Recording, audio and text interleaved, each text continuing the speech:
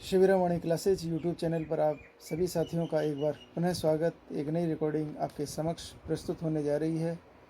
कक्षा 10th का lesson 17 मुद्रा एवं वित्तीय संस्थाएं।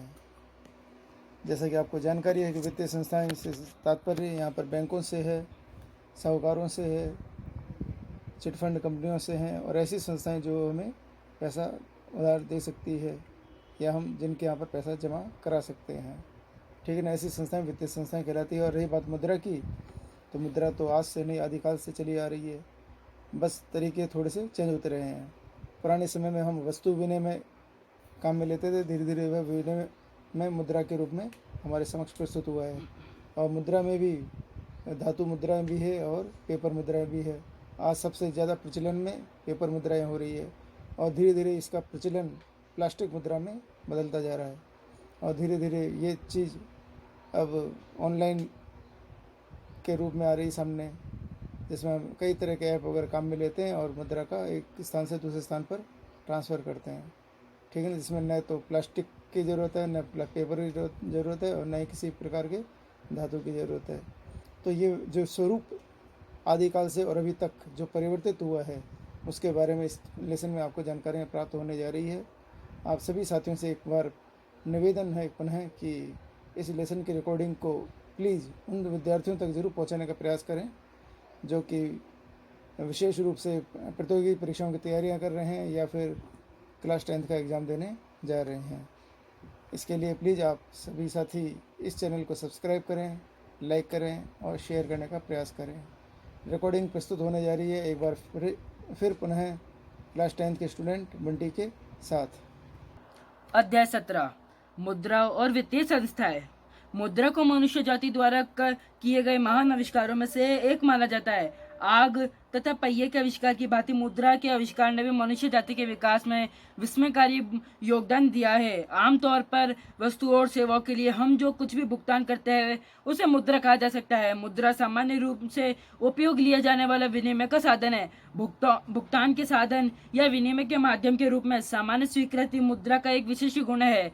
प्रत्येक व्यक्ति द्वारा किए जाने वाला वह विश्वास कि इसे अर्थव्यवस्था में अन्य सभी के द्वारा स्वीकार कर लिया जाएगा मुद्रा को मुद्रा बनाता है। अतः मुद्रा वह कोई भी वस्तु है जिसे वस्तुओं और सेवाओं के भुगतान के लिए सामान्य स्वीकृति प्राप्त है। विनिमय वस्तु या सेवा का मुद्रा या अन्य किसी वस्तु अथवा सेवा के बदले अपना आदान प्रदान विनिमय कहलाता है। हम सभी बाजार से अनेक प्रकार की वस्तुएं क्रय करते हैं। आपने भी बाजार से वस्तुएं क्रय की होगी। 10 रुपए का पेन या बिस्किट क्रय किया तो दुकानदार ने बिना किसी विरोध के 10 रुपए स्वीकार कर लिए। इसी प्रकार हम या हमारे परिवारजन जब भी बाजार से सामान क्रय करते हैं तो उसे सामान का जो भी मूल्य होता है उसका उतने ही रुपए चुका देते हैं और दुकानदार उन्हें सहर्ष स्वीकार कर लेता है। इस आधार पर यह स्पष्ट हो जाता है कि बाद में भारतीय रुपया ही मुद्रा है। विचार करें, क्या अमेरिका तथा इंग्लैंड में वस्तुओं के क्रय के बदले भारतीय रुपये में भुगतान किया जा सकता है? वहाँ बाजार में भुगतान किस माध्यम से होता है? अर्थात अमेरिका तथा इंग्लैंड की मुद्रा क्या है? मुद्रा के अनेक रूप है जो भुगतान के साधन के रूप में प्रयुक्त होते हैं, लेकिन आम आदमी के लिए मुद्रा का सामान्य अर्थ केवल करेंसी, बैंक नोट और सिक्कों से है। इसका यह कारण है कि भारत में भुगतान प्रणाली मुख्यतः करेंसी तथा सिक्कों के इर्द गिर्द ही घूमती है। भारतीय मुद्रा को भारतीय राष्ट्रीय रुपया कहा जाता है। 1 रुपया 100 पैसे के तुल्य होता है। भारतीय रुपया का प्रतीक देवनागरी अक्षर र और लेटिन के बड़े अक्षर र के जैसा है, जिसमें ऊपरी ओर दोहरी आड़ी रेखा है। यह प्रतीक डी उदय कुमार द्वारा तैयार किया गया। इस प्रकार संयुक्त राज्य अमेरिका की मुद्रा US डॉलर है, ब्रिटेन की मुद्रा पाउंड स्टर्लिंग है, यूरोपीय समूह की मुद्रा यूरो है तथा जापान की मुद्रा जापानी येन है। मुद्रा की उत्पत्ति तथा विकास। मुद्रा की उत्पत्ति। अंग्रेजी भाषा में मुद्रा को मनी कहा जाता है। अंग्रेजी भाषा के शब्द मनी की उत्पत्ति लेटिन भाषा के शब्द मोनिका से हुई है। रोम में पहली टकसाल देवी मोनिका के मंदिर में स्थापित की गई थी। इस टकसाल से उत्पादित सिक्कों का नाम देवी मोनिका के नाम पर मनी पड़ गया था और धीरे धीरे मुद्रा के लिए सामान्य रूप से मनी शब्द का उपयोग किया जाने लगा। ऐसा माना जाता है कि चीन के साथ साथ भारत भी विश्व के प्रथम सिक्के जारी करने वाले देश में से एक है। भारतीय सिक्कों का इतिहास ईसा पूर्व से प्रारंभ हो जाता है। उत्खनन में मिले मौर्य काल के चांदी के सिक्के इस बात का सत्य सिद्ध करते हैं कि भारत में ईसा पूर्व ही सिक्कों का प्रयोग आरंभ हो गया था। भारत में पहला रुपया शेरशाह सूरी द्वारा 1540-45 ईस्वी जारी किया गया था। वर्तमान में भारत में 50 पैसे, 1 रुपया, 2 रुपए, 5 रुपए और 10 रुपए के मूल्य वर्गों के सिक्के जारी किए जा रहे हैं। साथ ही भारत के केंद्रीय बैंक भारतीय रिजर्व बैंक द्वारा 10 रुपए, 20 रुपए, 50 रुपए, 100 रुपए, 500 रुपए तथा 2000 रुपए मूल्य वर्ग के बैंक नोट जारी किए जा रहे हैं। 1, 2 तथा 5 रुपए के बैंक नोट का उत्पादन वर्तमान में बंद कर दिया गया है, लेकिन ये चलन में बने हुए हैं। 8 नवंबर 2016 को प्रधानमंत्री माननीय नरेंद्र मोदी ने प्रचलित 500 रुपए तथा 1000 रुपए के नोटों के विमुद्रीकरण की घोषणा कर दी है। प्रचलित मुद्रा की कानूनी वैधता समाप्त करके उसे प्रचलन से हटाना ही विमुद्रीकरण कहलाता है। वित्तीय शिक्षा प्रदान करने हेतु भारतीय रिजर्व बैंक ने प्रोजेक्ट वित्तीय साक्षरता प्रारंभ किया है। इसका उद्देश्य विभिन्न लक्षित वर्गों को केंद्रीय बैंक तथा सामान्य बैंकिंग अवधारणाओं के संबंध में सूचना प्रदान करना है। यदि हम वित्तीय तंत्र के संबंध में व्यापक ज्ञान प्राप्त करना चाहते हैं तो हम इंटरनेट पर वेबसाइट देख सकते हैं। भारतीय रिजर्व बैंक द्वारा वित्तीय साक्षरता प्रदान करने हेतु यह बहुत प्रभावी एवं आकर्षक कदम है। भारतीय वित्तीय तंत्र से संबंधित अनेक रुचिकर फिल्में, खेल तथा कॉमिक्स इस वेबसाइट पर उपलब्ध है। यहाँ उपलब्ध होने वाली सूचनाएं तथा ज्ञानी विश्वसनीय भी अद्वितीय है। मुद्रा का विकास, मुद्रा के जन्म एवं विकास के संबंध में कुछ अध्येता यह मानते हैं कि किसी व्यक्ति ने मुद्रा का आविष्कार नहीं किया है। मुद्रा का आविष्कार एक संयोग मात्र है। पहले वस्तु विनिमय पद्धति प्रारंभ हुई और फिर मुद्रा का विकास हुआ।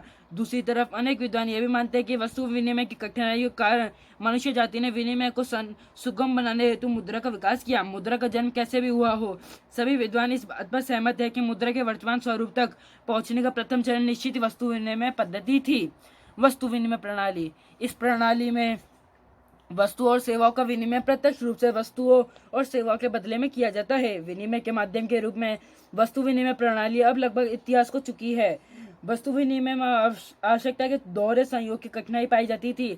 आवश्यकताओं के दोहरे संयोग से अभिप्राय यह है कि एक वस्तु जिस वस्तु को बेचना चाहता है उसकी आवश्यकता दूसरे व्यक्ति को हो तथा दूसरे व्यक्ति के पास विक्रय करने के लिए वह वस्तु हो जिसका आवश्यकता पहले व्यक्ति को है। वस्तु विनिमय प्रणाली में विनिमय हेतु आवश्यकता के दोहरे सहयोग की इस दुर्लभ स्थिति की अनिवार्यता थी। वस्तु विनिमय प्रणाली में मूल्य के एक मानक मापक का भी अभाव था। इस प्रणाली में धन या मूल्य के संचय तथा मूल्य के हस्तांतरण में भी भारी असुविधा का सामना करना होता। वस्तुओं के रूप में धन या मूल्य का हस्तांतरण बहुत जोखिम भरा होता था। वस्तु विनिमय में एक महत्वपूर्ण समस्या अविभाज्य वस्तुओं के संबंध में उत्पन्न होती थी। यदि किसी व्यक्ति के पास घोड़ा होता है तथा उसे एक भेड़ खरीदनी होती है तो वह ना तो संपूर्ण घोड़ा दे सकता है और न ही उसे घोड़े को विभाजित कर उसका भेड़ के साथ विनिमय कर पाता। इन वस्तुओं का विभाजन करने पर इनका संपूर्ण महत्व ही समाप्त हो जाता। वस्तु विनिमय प्रणाली की इन सीमाओं के कारण इसे त्याग दिया गया तथा मौद्रिक विनिमय प्रणाली को अपना लिया गया। धातु मुद्रा, वस्तु मुद्रा का स्थान धातु मुद्रा ने ले लिया। प्रारंभ में धातु से बनी वस्तुओं तथा धातुओं के टुकड़ों ने मुद्रा का कार्य किया। इसके पश्चात इन पर मोहर लगाई जाने लगी तथा मूल्य लिखा जाने लगा। यह माना जाता है कि धातु के सिक्कों का उपयोग चीन, भारत तथा मिस्र में प्रारंभ हुआ था। धातु मुद्रा का हस्तांतरण सुविधाजनक नहीं था। इसके उत्पादन में अधिक खर्चा आता था और मुद्रा की बढ़ती आवश्यकता को धातु मुद्रा से पूरा किया जाना संभव नहीं था। पत्र मुद्रा, धातु मुद्रा की सीमाओं के कारण पत्र मुद्रा का विकास हुआ। पत्र मुद्रा उन सभी दोषों से मुक्त है जो धातु मुद्रा में थे। पत्र मुद्रा के उत्पादन में बहुत कम खर्चा आता और इसका हस्तांतरण में बहुत सुविधाजनक है। बढ़ती मांग को पूरा करने के लिए पत्र मुद्रा की पूर्ति आसानी से बढ़ाई जा सकती है। मुद्रा के विकास के क्रम में वर्तमान में तो पत्र मुद्रा से आगे बढ़कर शाख मुद्रा तक तथा निकट मुद्रा भी मुद्रा की भूमिका अदा करने लगी है, जिनका अध्ययन हम आगे की कक्षा में करेंगे। मुद्रा के कार्य तथा अर्थव्यवस्था में मुद्रा की भूमिका। मुद्रा के कार्यों को अर्थव्यवस्था में मुद्रा की भूमिका के रूप में देखा जा सकता है। मुख्य तौर पर मुद्रा विनिमय के माध्यम मूल्य का मापक, विनिमय भुगतान के एक मानक तथा मूल्य के भंडार का कार्य करती है। साथ ही यह अनेक अन्य गतिशील कार्यों को पूरा करके भी अर्थव्यवस्था में महत्वपूर्ण भूमिका अदा करती है। मुद्रा के विभिन्न कार्य है। विनिमय का माध्यम, एक अर्थव्यवस्था में मुद्रा की आधारभूत भूमिका विनिमय के एक माध्यम या भुगतान के एक साधन के रूप में काम करने की होती है। मुद्रा का यह कार्य वस्तु विनिमय प्रणाली की आवश्यकताओं के दोहरे सहयोग की समस्या को समाप्त कर देता है। यह मुद्रा विनिमय के माध्यम के रूप में कार्य करती है। यही वह विशिष्ट गुण है जो मुद्रा को अन्य संपदाओं से पृथक करता है। मुद्रा का माध्यम के रूप में उपयोग विनिमय क्रियाओं को सुविधाजनक बना देता है। खाते की इकाई या मूल्य का मापक, इसका तात्पर्य है कि मुद्रा मूल्य के सामान्य मापक का कार्य करती है। इसकी सहायता से सभी वस्तुओं और सेवाओं के विनिमय मूल्य को मुद्रा के रूप में व्यक्त किया जा सकता है। विभिन्न पैमानों पर अनेक वस्तुओं और सेवाओं के विनिमय मूल्य को एक समान इकाई मुद्रा में व्यक्त करके एक उचित लेखा तंत्र बनाया जा सकता है। यद्यपि मूल्य के एक मापक के रूप में मुद्रा की सबसे बड़ी समस्या यह है कि उसका स्वयं का मूल्य परिवर्तित होता जाता है। विलंबित भुगतानों का मानक, मुद्रा वह इकाई है जिसके द्वारा स्थगित या भावी भुगतान सरलता से निपटाए जा सकते हैं। जो भुगतान तत्काल ना करके भविष्य के लिए टाल दिए जाते हैं वे स्थगित भुगतान कहलाते हैं। उनकी ऋण भी एक प्रकार का स्थगित भुगतान है, अतः ऋणों को भी मुद्रा के रूप में चुकाया जाना सर्वाधिक सरल है। मुद्रा का मूल्य अन्य संपदाओं की तुलना में अधिक स्थिर रहता है तथा इसमें सामान्य स्वीकृति का गुण पाया जाता है, अतः मुद्रा को स्थगित भुगतानों को श्रेष्ठ मानक माना जाता है। मूल्य का भंडार, इसका तात्पर्य है कि लोग अपनी धन तथा संपदा को मुद्रा के रूप में रख सकते हैं।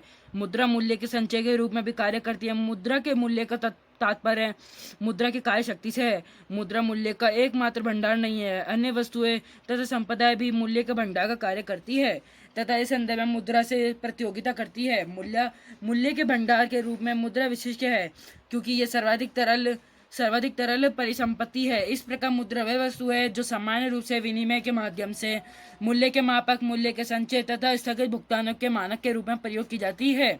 वाकर तथा हार्टले विदर्स के अनुसार मुद्रा वह है जो मुद्रा का कार्य करे। क्राउथर के अनुसार मुद्रा की परिभाषा किसी भी वस्तु के रूप में दी जा सकती है जिसे साधारणतः विनिमय का माध्यम स्वीकार किया जाता हो और इसके साथ ही जो मूल्य के मापक और मूल्य के संचय का भी कार्य करती हो।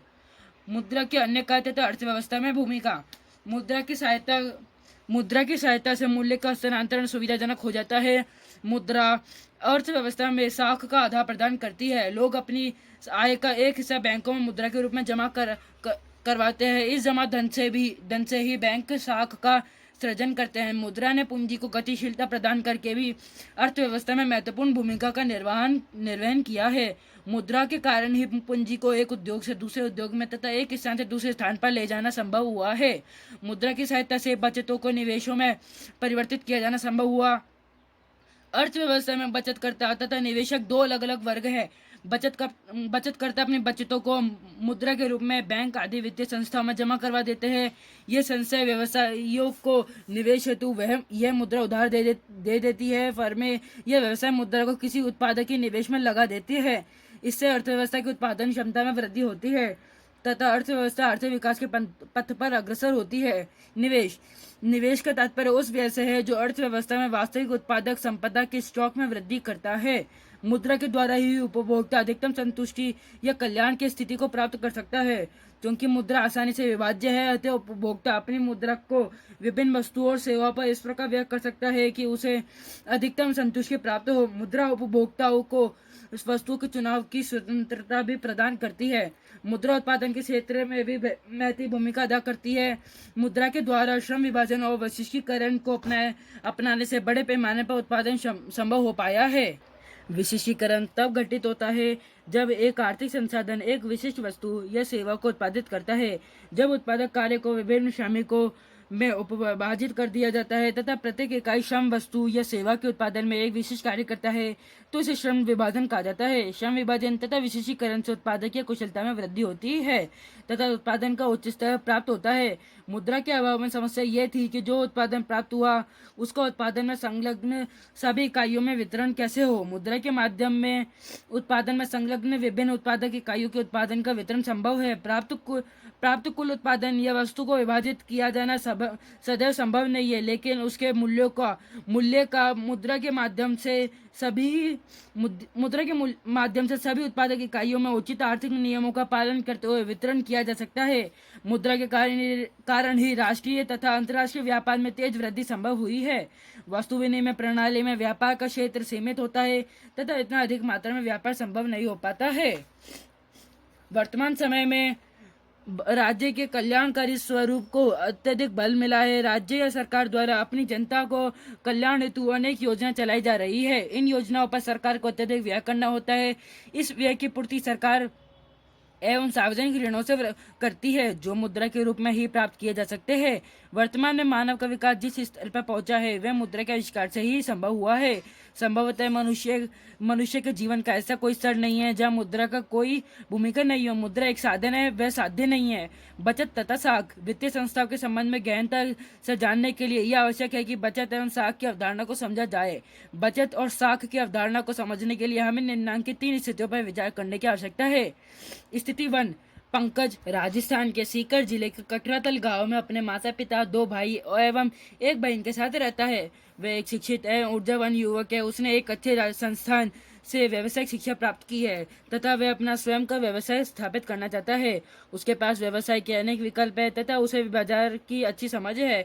वह व्यवसाय के तरीकों को भी भली प्रकार जानता है, फिर भी पूंजी के अभाव में वह स्वयं का व्यवसाय स्थापित नहीं कर पा रहा है। उसके पिता एक सामान्य कृषक है जो परिवार की आवश्यकता को ही पूरा कर पाते हैं। इस स्थिति में व्यवसाय स्थापित करने हेतु पंकज के पास एकमात्र विकल्प है कि वे आवश्यक पूंजी उधार प्राप्त करे। स्थिति 2। संजय झुंझुनू जिले के राजापुर गांव में रहता है। उसके माता पिता वृद्ध है तथा सामान्यतः बीमार रहते हैं। 3 भाई बहनों में वह सबसे बड़ा तथा परिवार का एकमात्र कमाने वाले सदस्य है। उसके पास 2 हेक्टेयर का छोटा सा खेत है। वह इसी खेत में कृषि कार्य करके प्राप्त आय से अपने परिवार का गुजारा चलाता है। परिवार के सभी सदस्यों की आवश्यकताओं को पूरा करने का दायित्व उसी का है। कृषि कार्य से प्राप्त होने वाली आय उसके परिवार की आवश्यकताओं को पूरा करने हेतु अपर्याप्त है। अब परिवार की मूलभूत आवश्यकताओं को संतुष्ट करने हेतु आवश्यक है कि संजय किसी व्यक्ति या संस्था से आवश्यक धन उधार प्राप्त करे। स्थिति 3। नितेश तथा उसकी पत्नी चांदनी जो जयपुर में रहते हैं। नितेश एक बैंक कर्मी है तथा उसकी पत्नी भी सरकारी सेवा में है। दोनों मितव्ययी भी है तथा उन्हें विरासत में भी अच्छा आर्थिक आधार मिला है। दोनों अपनी आय के छोटे से हिस्से से अपनी मूलभूत आवश्यकताओं को संतुष्ट कर लेते हैं, अतः इनके पास आय का एक पर्याप्त हिस्सा बचत के रूप में रह जाता है। यह स्थिति 1 में स्थिति 1 में पंकज को स्वयं का व्यवसाय स्थापित करने हेतु तथा स्थिति 2 में संजय को उपभोग हेतु उधार प्राप्त करने अर्थात ऋण लेने की आवश्यकता है। अर्थशास्त्र में ऋण या उधार करने को ही साख प्रदान करना कहा जाता है। बोलचाल की भाषा में साख शब्द वित्तीय सुदृढ़ता के प्रतिष्ठा को भी बताता है, जिसके आधार पर व्यक्ति या संस्था भविष्य में भुगतान के वायदे के आधार पर ऋण प्राप्त कर सकते हैं या बगैर नगद भुगतान किए वस्तुएं तथा सेवा प्राप्त कर सकते हैं। स्पष्ट है कि अर्थशास्त्र में साख शब्द का प्रयोग ऋण के लिए वित्त उपलब्ध करवाने हेतु लिया जाता है। जिस प्रकार विनिमय में एक पक्ष वस्तु क्रय करता है तथा दूसरा पक्ष विक्रय करता है, क्रय तथा विक्रय के ही सौदे को 2 पक्ष इस प्रकार वित्तीय या कोषों के लेन देन में एक पक्ष उधार या ऋण प्राप्त करता है तथा दूसरा पक्ष उधार या ऋण प्रदान करता है। इस प्रकार वित्तीय लेन देन में जितनी राशि ऋण की प्राप्त होगी उतनी ही राशि प्रदत्त साख की होगी।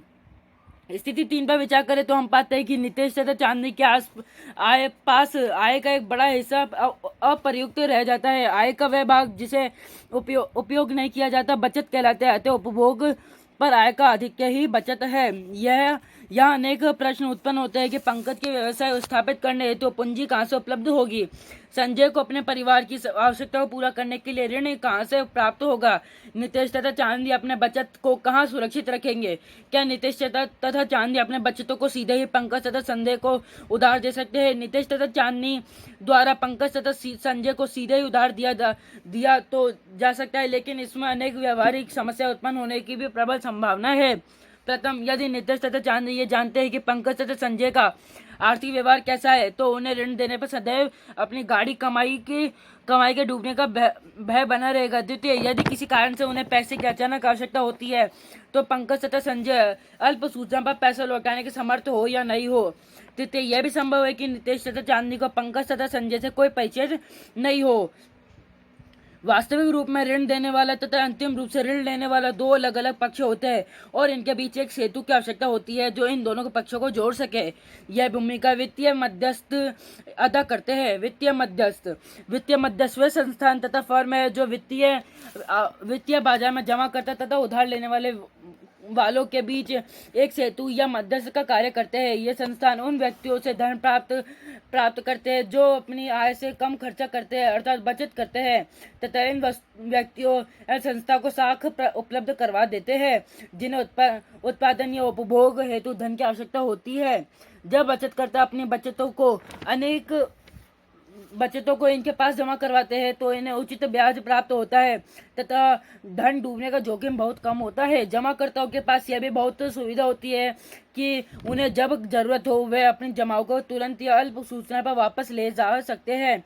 इसी प्रकार उधार लेने वाले व्यक्तियों तथा संस्थाओं को भी वित्तीय मध्यस्थों से अनेक लाभ प्राप्त होते हैं। वित्तीय संस्थाओं के पास सदैव धन की उपलब्धता बनी रहती है। ये उचित दर तथा स्वीकार्य आसान शर्तों पर साख प्रदान करते हैं। बैंक एक महत्वपूर्ण वित्तीय मध्यस्थ है। साख के संस्थागत तथा गैर संस्थागत स्रोत। अर्थव्यवस्था में अनेक लोग ऐसे होते हैं जिनके व्यय उनकी आय से अधिक होते हैं। इस अधिक के व्यय को पूरा करने के लिए उन्हें ऋण लेने की आवश्यकता होती है।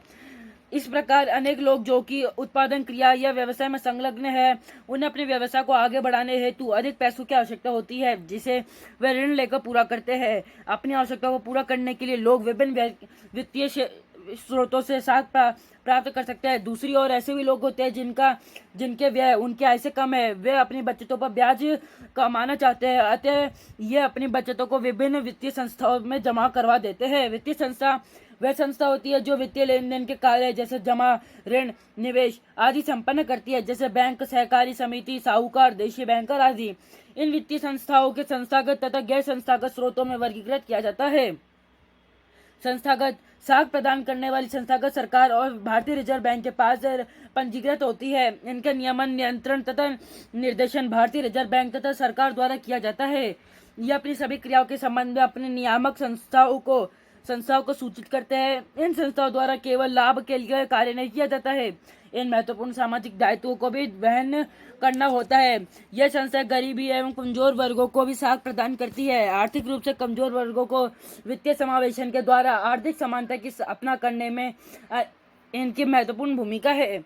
वित्तीय समावेशन समाज के गरीबी कमजोर पिछड़े तथा निम्न आय वर्ग को वहनीय लागत तथा वित्तीय सेवाओं प्रदान करके उन्हें वित्तीय सेवाओं से जोड़ना वित्तीय समावेशन कहलाता है। वाणिज्यिक बैंक हमने देखा कि नितेश तथा चांदनी अपने आय से कम खर्च करते हैं। अपनी इन बचतों को वे इस प्रकार प्रबंधित करना चाहेंगे कि उन्हें धन डूबने का भय नहीं होता था जमा पूंजी पर उचित ब्याज भी प्राप्त हो। जो लोग थोड़ा थोड़ा करके बचत करते हैं वे चाहते हैं कि कोई ऐसी संस्था हो जो इनके बचतों को सुरक्षित रख सके तथा उन्हें आवश्यक होने पर वे अपनी बचतों को आसानी से वापस प्राप्त कर सके।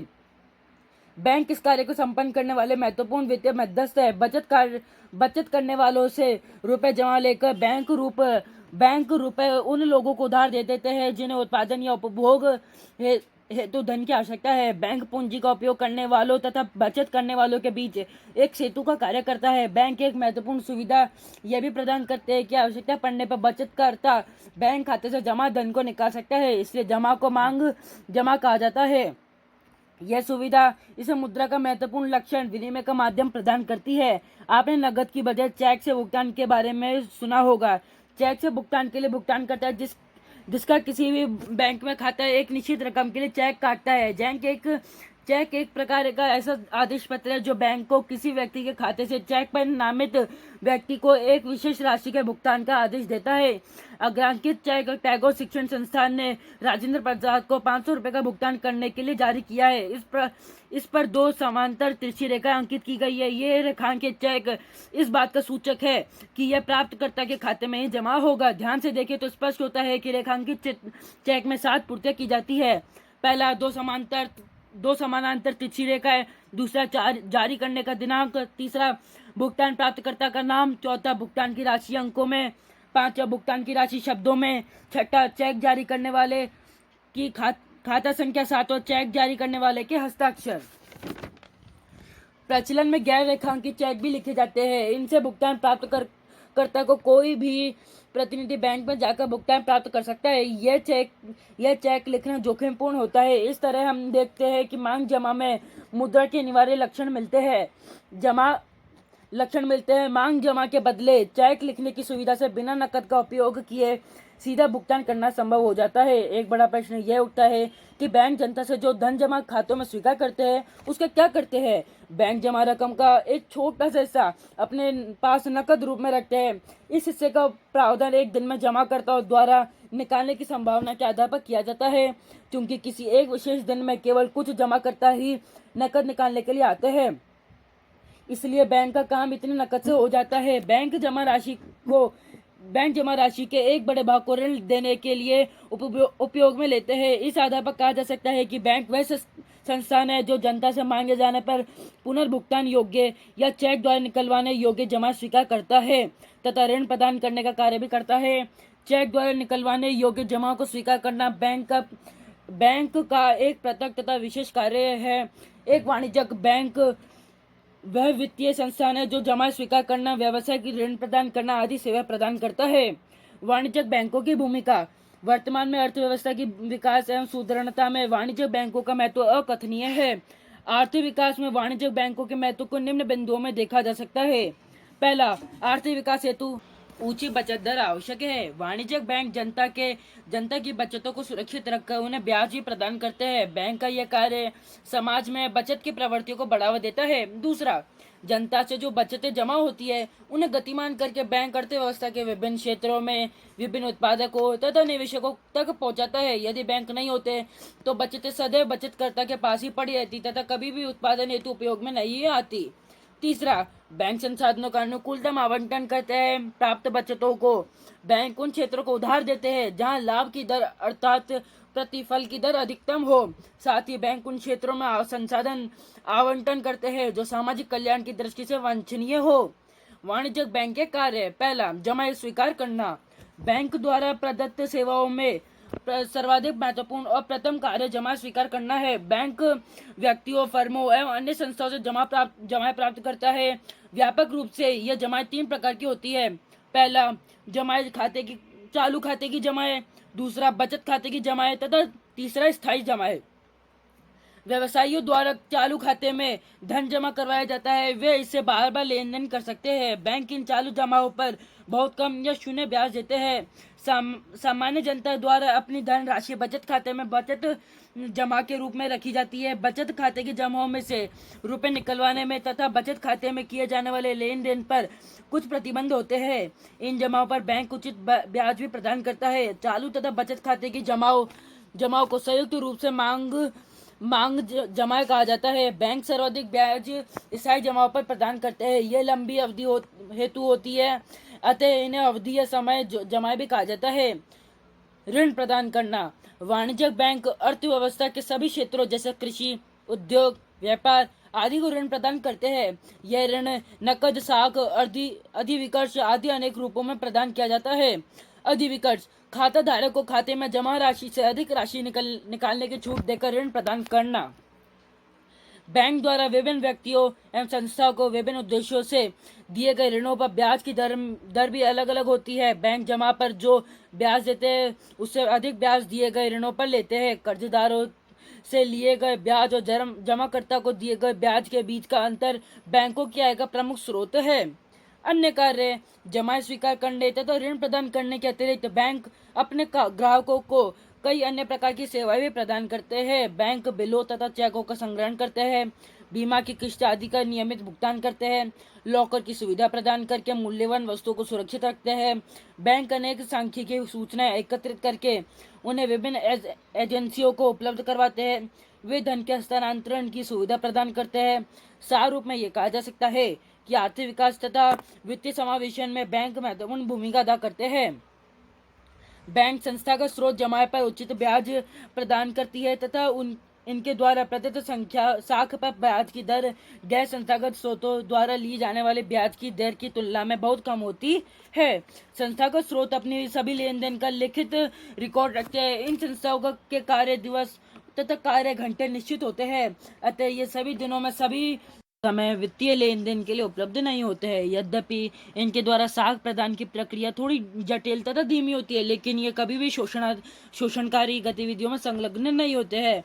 बैंक तथा सहकारी समितियों संस्थागत वित्तीय स्रोत है।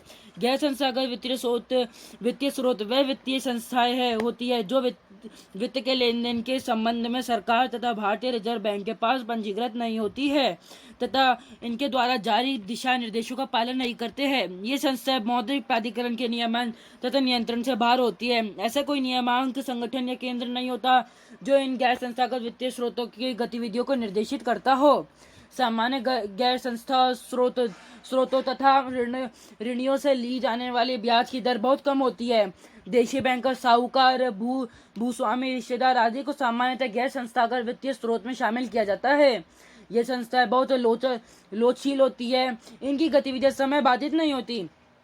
इनके द्वारा साख प्रदान करने की प्रक्रिया बहुत सरल तथा सीधी होती है। इनके द्वारा बहुत कम कागजी कार्यवाही की जाती है। इन संस्था द्वारा आप अपने लेन देन का बहुत कम रिकॉर्ड रखा जाता है। इन पर लेन देन के रिकॉर्ड में हेराफेरी के गंभीर आरोप भी लगते रहते हैं। गैर संस्थागत वित्तीय स्रोत अधिकांश स्थानीय होते हैं और ये स्रोतों यह क्षेत्र की संस्कृति, प्रथाओं, रीति रिवाजों से सुपरिचित होते हैं। अतः ये साख प्रदान करने एवं दिए गए उधार की वसूली में बहुत लोचपूर्ण व्यवहार प्रदर्शित करते हैं। ये संसार ऋणी की क्रियाओं, आर्थिक स्थिति एवं आर्थिक व्यवहार, भुगतान करने की क्षमता आदि से सुपरिचित होते हैं। अतः इनके द्वारा प्रदत्त साख की अधिकांश वसूल हो जाती है। साथ ही अपनी मुद्रा को वसूल करने के लिए ये अनेक अनुचित साधनों का भी उपयोग भी करते हैं। देशी बैंकर, इनके द्वारा भी भारत में बैंकिंग व्यवस्था संपन्न किया जाता रहा है। ये निजी फर्म या व्यक्ति होते हैं जो बैंक की तरह कार्य करते हैं। भारत में आधुनिक वाणिज्यिक बैंक के विकास से पूर्व बैंकिंग का कार्य पूर्णतः इन्हीं के द्वारा संपन्न किया जाता था। ये भारत में गैर संस्थागत साख का महत्वपूर्ण स्रोत रहे हैं। देशी बैंकर द्वारा संपन्न किए जाने वाले प्रमुख कार्य निम्नलिखित है। पहला, जनता से जमाएं स्वीकार करना। दूसरा, अपने ग्राहकों को विभिन्न प्रकार की संपत्तियां गिरवी रखकर उन्हें ऋण प्रदान करना तथा ग्राहक की साख के आधार पर संपत्ति को गिरवी रखे बिना भी ऋण प्रदान करना। तीसरा, एक स्थान से दूसरे स्थान तक कोषों को स्थानांतरित करना। चौथा, बैंकिंग कार्य के साथ साथ अपने व्यवसाय भी चलाना। पांचवा, छोटी व्यापारियों तथा छोटे उद्यमियों के साथ लेन देन करना। छठा, ऋणी को वित्तीय स्थिति एवं व्यवसाय के संबंध में निजी जानकारी के आधार पर ऋण प्रदान करना। सातवां, ग्राहकों के लिए बैंकर ही नहीं अपितु मित्र एवं सलाहकार भी बनना। साहूकार, साख के गैर संस्थागत स्रोतों में साहूकार को भी उल्लेखनीय भूमिका होती है। साहूकार शुद्ध रूप में स्वयं की पूंजी को उधार देते हैं। ये जनता से जमा स्वीकार नहीं करते। ये सामान्यतः छोटे व्यक्तित्व ऋण प्रदान करते हैं। इनके द्वारा ग्राहकों से ऊंची ब्याज दर ली जाती है। जिन लोगों की बैंकिंग क्रियाओं तक पहुंच नहीं होती वे सामान्यतः साहूकारों से ही ऋण प्राप्त करते हैं। आमतौर पर साहूकार भी संपत्ति को गिरवी रखकर ग्राहकों को ऋण प्रदान करते हैं, परंतु ग्राहक की साख के आधार पर किसी संपत्ति को गिरवी रखे बिना भी उधार दे देते हैं। ऋणियों से ऊंची ब्याज दर वसूल करने के कारण उन्हें शोषण भी माना जाता है। आजकल वित्तीय समावेशन एवं बैंकिंग सेवाओं के विस्तार के फलस्वरूप देशी बैंकर तथा साहूकारों का महत्व लगातार घट रहा है। साहूकारों तथा देशी बैंकर के अलावा भूस्वामी, मित्र एवं रिश्तेदार भी गैर संस्थागत साख के महत्वपूर्ण स्रोत है। स्वयं सहायता समूह निर्धन परिवार ऋण के लिए अब भी गैर संस्थागत स्रोतों पर निर्भर है। ऐसा क्यों है? भारत के विभिन्न ग्रामीण क्षेत्रों में अब भी बैंक नहीं है। बैंक से कर्ज लेने भी गैर संस्थागत स्रोत से कर्ज लेने की तुलना में ज्यादा मुश्किल है। बैंक से कर्ज लेने के लिए ऋणाधार और विशेष कागजातों की जरूरत पड़ती है। ऋणाधार की अनुपलब्धता एक प्रमुख कारण है जिससे गरीब बैंकों से ऋण नहीं ले पाते। दूसरी ओर गैर संस्थागत ऋणदाता जैसे साहूकार इन कर्जदारों को व्यक्तिगत स्तर पर जानते हैं और इस कारण अक्सर बिना ऋणाधार के भी ऋण देने के लिए तैयार हो जाते हैं। कर्जदार जरूरत पड़ने पर पुराना ऋण चुकाने बिना भी नया कर्ज लेने के लिए साहूकार के पास जा सकते हैं, लेकिन साहूकार ब्याज की दर बहुत ऊंची रखते हैं, लेकिन लेन देन की लिखा पढ़ी भी पूरा नहीं करते और निर्धन कमजोरों को तंग करते हैं। हाल के वर्षों में लोगों ने गरीबों को उधार देने के कुछ नए तरीके अपनाने की कोशिश की है। इनमें से एक विचार ग्रामीण क्षेत्रों के गरीबों, विशेषकर महिलाओं को छोटे छोटे स्वयं सहायता समूह में संगठित करने और उनकी बचत पूंजी को एकत्रित करने पर आधारित है। एक स्वयं सहायता समूह में 15 से 20 सदस्य होते हैं जो नियमित रूप से मिलते हैं और बचत करते हैं। प्रति व्यक्ति बचत पर 25 रुपए से लेकर 100 रुपए या इससे अधिक हो सकती है। यह परिवार की बचत करने के लिए की उनकी क्षमता पर निर्भर करता है। सदस्य अपनी जरूरतों को पूरा करने के लिए छोटे कर्ज समूह से ही कर्ज ले सकते हैं। समूह इन कर्जों पर ब्याज लेता है, लेकिन ये साहूकार द्वारा किए जाने वाले ब्याजों से कम होता है। 1 या 2 वर्षों के बाद अगर समूह नियमित रूप से बचत करता है तो समूह बैंक से ऋण लेने योग्य हो जाता है। ऋण समूह के नाम पर दिया जाता है और इसका उद्देश्य सदस्यों के लिए स्वयं रोजगार के अवसरों का सर्जन करना है। उदाहरण के लिए सदस्यों को छोटे छोटे कर्ज, अपनी गिरवी रखी जमीन छुड़वाने के लिए, कार्यशील पूंजी को जरूरतें पूरी करने, बीज, खाद, बांस और कपड़े खरीदने के लिए, घर बनाने, सिलाई की मशीन, हथकरघा, पशु इत्यादि खरीदने के लिए दिए जाते हैं। बचत और ऋण गतिविधियों से संबंधित ज्यादातर महत्वपूर्ण निर्णय समूह के सदस्य स्वयं लेते हैं। समूह दिए जाने वाले ऋण, उसका लक्ष्य है, उसकी रकम, ब्याज दर, वापस लौटाने की अवधि आदि के बारे में निर्णय करता है। इस ऋण को लौटाने की जिम्मेदारी स्वयं की होती है। एक भी सदस्य अगर ऋण वापस नहीं लौटाता है तो समूह के अन्य सदस्य इस मामले को गंभीरता से लेते हैं। इस प्रकार जब निर्धन महिलाएं अपने को स्वयं सहायता समूह में संगठित कर लेती है तो बैंक उन्हें ऋण देने के लिए तैयार हो जाता है, यद्यपि उनके पास कोई ऋणधार नहीं होता। इस तरह स्वयं सहायता समूह कर्जदारों को ऋणधार की कमी की समस्या से उभारने में मदद करते हैं। इन्हें समयानुसार विभिन्न प्रकार की आवश्यकताओं के लिए एक उचित ब्याज दर पर ऋण मिल जाता है। इसके अतिरिक्त यह समूह ग्रामीण क्षेत्रों के गरीबों को संगठित करने में मदद करते हैं। इससे न केवल महिलाएं आर्थिक रूप से स्वावलंबित हो जाती है, बल्कि समूह की नियमित बैठकों के माध्यम से लोगों को एक आम मंच मिलता है जहां वे विभिन्न के सामाजिक विषयों जैसे स्वास्थ्य, पोषण और घरेलू हिंसा इत्यादि पर आपस में चर्चा कर पाते हैं। चिट फंड भारत में बचत प्रवृत्ति को बढ़ावा देने तथा ऋण उपलब्ध करवाने की दृष्टि से चिट फंड कंपनियों की विशिष्ट भूमिका है। वे कंपनी जो चिट योजना का प्रबंधन, संचालन तथा निर्देशन करती है, चिट फंड कंपनी कहलाती है। चिट फंड भारत में चलने वाली विशेष बचत एवं ऋण योजना है। यह पारस्परिक लाभ की एक योजना है। इसके अंतर्गत योजना के सभी सदस्य एक अनुबंध का हिस्सा होते हैं जिसमें अपना निर्धारित अंश जमा करवाते हैं। इसमें कुल जमा राशि निविदा निकाल कर या नीलामी द्वारा योजना के किसी एक सदस्य को प्रदान कर दी जाती है। निविदा या नीलामी में सभी सदस्य भाग लेते हैं तथा जो सदस्य सबसे ज्यादा बट्टा करवा कर राशि लेने को तैयार हो उसे पुरस्कृत क्रेता घोषित किया जाता है। यदि कोई भी सदस्य राशि लेने के लिए निविदा या नीलामी में भाग नहीं लेता है तो एक न्यूनतम राशि बट्टा काट कर लॉटरी से चिट निकाल कर विजेता का नाम तय कर लिया जाता है। प्रत्येक माह एक सदस्य को विजेता के रूप में पुरस्कार की राशि मिलती है।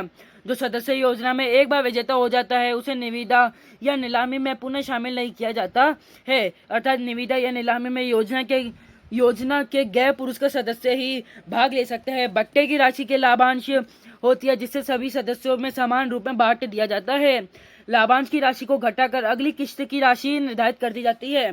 चिट फंड कंपनी योजना के संचालन, प्रबंधन एवं निर्देशन के लिए योजना के सदस्यों से अनुबंध में निर्धारित कमीशन प्राप्त करती है। योजना में विजेता को भी चिट फंड योजना की निर्धारित अवधि में प्रत्येक माह अपनी किस्त जमा करवानी होती है। चिट फंड योजनाएं संगठित वित्तीय संस्थाओं के अतिरिक्त मित्रों एवं रिश्तेदारों आदि असंगठित समूह द्वारा भी चलाई जाती है। अब आते हैं इस अध्याय के कुछ महत्वपूर्ण बिंदुओं पर। पहला, मुद्रा वह होती है जो विनिमय के माध्यम के रूप में सामान्य स्वीकृत हो। भारत की मुद्रा रुपया है। दूसरा, मुद्रा मुख्य रूप से विनिमय के माध्यम, मूल्य के मापक, मूल्य के संग्रह तथा विलंबित भुगतानों के आधार का कार्य करती है। तीसरा, भारत का केंद्रीय बैंक भारतीय रिजर्व बैंक है। चौथा, मुद्रा के आविष्कार से पहले वस्तु विनिमय प्रणाली चलन थी। इस प्रणाली में वस्तु और सेवाओं का विनिमय प्रत्यक्ष रूप से वस्तु और सेवाओं के बदले में किया जाता है। पांचवा, आय का वह भाग जिसे उपभोग नहीं किया गया वो बचत कहलाता है। छठा, साख शब्द का प्रयोग एक पक्ष द्वारा दूसरे पक्ष को ऋण या उधार प्रदान करने से है। सातवां, वित्तीय मध्यस्थ वे व्यक्ति, संस्थान तथा फर्म होते हैं जो वित्तीय बाजार में जमा करता तथा उधार लेने वाले के बीच मध्यस्थ का कार्य करते हैं। 8वां, संस्थागत वित्तीय स्रोत भारत सरकार तथा भारतीय रिजर्व बैंक द्वारा नियमित, नियंत्रित तथा निर्देशित होते हैं। 9वां, गैर संस्थागत वित्तीय स्रोत भारत सरकार तथा भारतीय रिजर्व बैंक के नियंत्रण तथा नियमन से बाहर होती है। 10वां, सूक्ष्म ऋण प्रदान करने की दृष्टि से स्वयं सहायता समूह एक नवीन प्रवृत्ति है। 11वां, वित्तीय साक्षरता प्रदान करने हेतु भारतीय रिजर्व बैंक अन्य तरीकों से वित्तीय सूचनाओं तथा ज्ञान का प्रसार कर रही है। इस प्रकार से इस लेसन की रिकॉर्डिंग कंप्लीट होने जा रही है और आपने इस लेसन में काफ़ी कुछ जानकारियाँ प्राप्त की। मुद्रा का प्रकार कैसा है, उस तरह से हमें मुद्रा किस तरह से प्राप्त हो रही है, वित्तीय संस्थाएं क्या रोल करती है। इस लेसन की रिकॉर्डिंग को आप एक बार नहीं, 2 बार नहीं, 3 बार, 4 बार सुनिए, तो जिससे जितने भी कन्फ्यूजन है वो क्लियर होते जाएंगे। निवेदन अंतिम एक बार फिर, प्लीज़ इस रिकॉर्डिंग को आप उन साथियों तक शेयर करें जिसको कि इसकी बेहद आवश्यकता है। प्लीज़ इसे सब्सक्राइब करें और लाइक करें। मिलते हैं अगली बार फिर एक नई रिकॉर्डिंग के साथ।